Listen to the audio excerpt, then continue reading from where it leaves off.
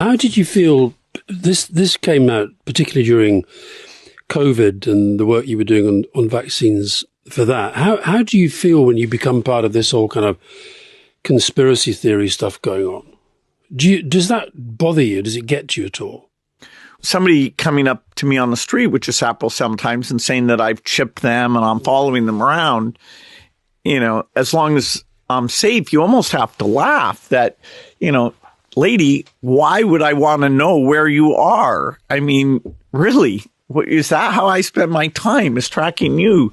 But how do you think this stuff happens? Because it became like a kind of running theme during the pandemic. On a global basis, I either started it or was profiting from it and doing all sorts of strange things.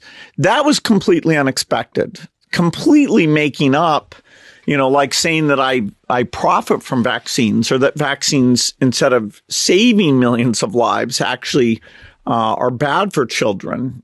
That's a total reversal.